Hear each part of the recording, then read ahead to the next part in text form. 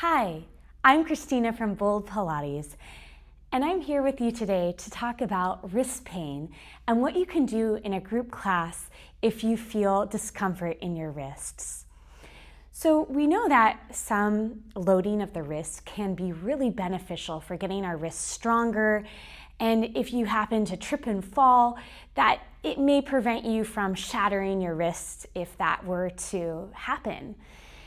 But it can also be really uncomfortable and keep you from enjoying your Pilates experience. So I'm here to give you a couple of tips of things that you might want to try in a group class setting if that wrist extension starts to bother you.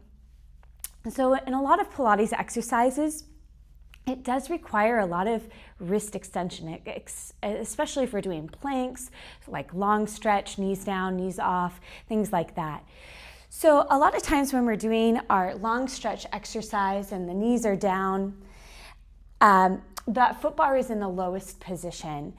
And in the lowest position, my wrist extension is going to be quite extreme here. I have a lot of crease in my wrist, and as I press in and out, it does get straighter, but as I come back in, there's a lot of load again on those wrists and a lot of wrist extension, which can be bothersome. So one solution you can do is if that foot bar has been called to be in the lowest position, you are always welcome to lift it up 1 or even 2 notches. In the highest position, it's actually going to set you up in the beginning position with less wrist extension so that you may feel comfortable right away. You're going to press the carriage out and come back in.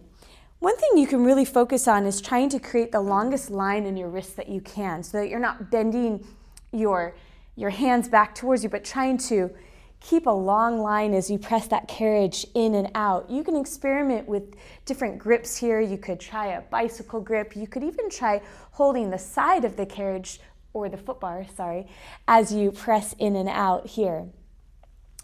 One thing I do want to note is that the higher that the foot bar goes up, the heavier the springs are going to feel. So right now I'm on 1 red spring. If I were on a red and a blue, and I had my foot bar in the highest position, and say I went into the full long stretch where my knees were lifted, as I press out, I'm going to feel quite a lot of load in my shoulders as I'm pressing this carriage in and out. That may be fine for you, but if it feels like it's too much, one solution you can do is you could take your foot bar down a little bit, or you could also just lighten your springs. So from a red and a blue, I may want to just try 2 blue springs and try that movement with 2 blue springs. A lot easier to glide that carriage in and out. If that still felt heavy, you could go down to 1 red spring. Just when you change springs, always a good idea to just give it a little test before you give it your full effort.